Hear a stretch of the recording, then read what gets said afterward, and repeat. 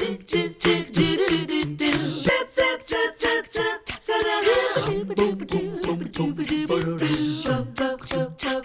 morning. So nice to have you join us today for 3+You. We're kicking the show off this morning with a little bit of financial talk, because if you're like an awful lot of us, maybe you get up in the morning, you have your cup of coffee, you check your 401k, your retirement savings, take a look and see what the market did the day before, and of late, you probably haven't had a smile on your face. But we're putting one on your face this morning because Kevin Fuerst is here with Fuerst Financial, and his website is Grow, Keep, Leave. Right.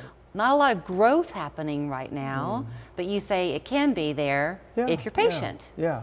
Well, not only that, I mean, this is so right now what we're talking to our clients about is really risk, because this is a time when you find out either you have too much risk or you might be taking too much risk and the portfolio is dropping more than you would like, or you feel uncomfortable about it. If you feel that way, I think you need to get with your advisor and see, you know, if there's something you need to change. Now, now personally, I will tell you, I've had 2 phone calls, and both of them wanted to buy more because they understand when a market does this, it's over sold, and at some point it will turn around, and because that's what markets do. They go up and they go down. I can guarantee people that. So okay, let's talk a few numbers that are kind of general rules for everybody, because the individual ways you're investing might be different, obviously, person to person. Is it true that once you're about 5 years out of retirement, before your retirement date, most people should kind of scale back on that risk? Because you're going to potentially need that money in 5 years. I think risk is subject to the individual. So I've got people in their 80s, 100% stock. Now, what type of stock they buy? Do they buy dividend-paying stocks? Do they buy growth stocks, tech stocks? What is it that we could talk about? But to me, risk is based on how much stocks versus bonds. The more bonds, the more conservative. The more stocks, the more aggressive. And so, but I think it's individual. Each individual has their own way of thinking about it. Now, if we're talking about, I'm retired, I want more income versus the growth, that's not necessarily changing risk. It is, but you're more now interested in how much money does the money that I've saved make me so that I can continue to live my lifestyle. So that's going back to those dividend paying investments, right? So do people ever come to you, do most people come to you, Kevin, once they have retired to say, here's what I've got, help me grow it even more? It's both. I have both. Some people that are a little younger and they're wanting to still grow, they're still working. How do I get there so that when I retire, I want to either continue to live my lifestyle, or, you know, I want my lifestyle to have X amount of dollars.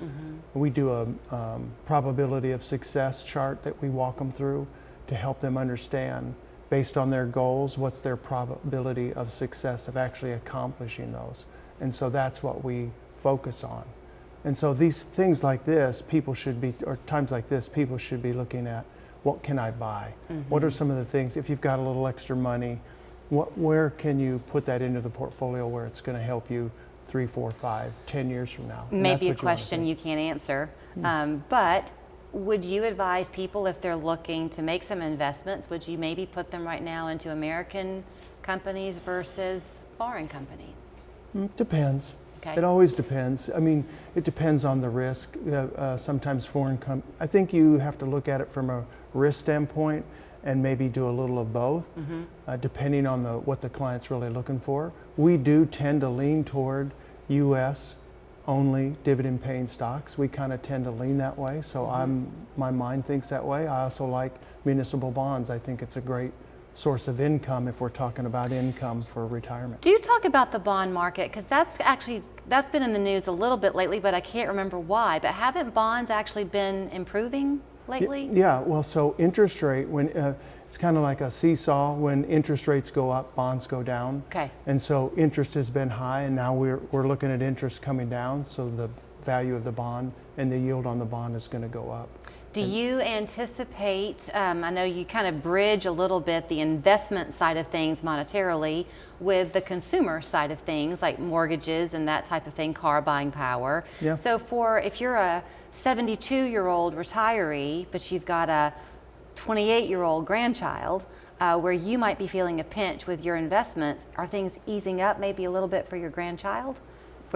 As interest rates begin to go down for you on your investments, it's helping the 28-year-old, Oh yeah, right? yeah. Either buy a home or Right. whatever the case may be. So yeah, The balance of it. It is. But then when interest rates are going down, it doesn't necessarily mean that your stocks are going to go down. So I mean, you just it's that constant contact with an advisor, I think, and that's really where the advisor to me earns their pay. Yeah. Because you have to walk through that process, and when we onboard a new client, it really is a bit painful, because we spend a lot of time talking about this very thing, trying to figure out what's best for them. We have some tests or surveys that they can take to figure out where their risk is, but the conversation is what you have to figure out what is really best for you. And then over time, risk will tell you, and the market will tell you if your allocation is too risky or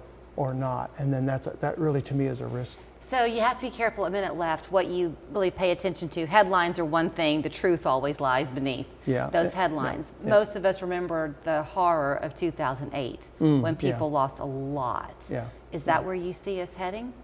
I don't think so. Okay. I think this is different. I think, you never know really. Who Just knows what the market's, monitor what's going to happen. Yeah, I think you just watch it, and if you've got your risk right, I don't think you'll have trouble. If you're overweighted in stocks, I think you might be feeling a little bit.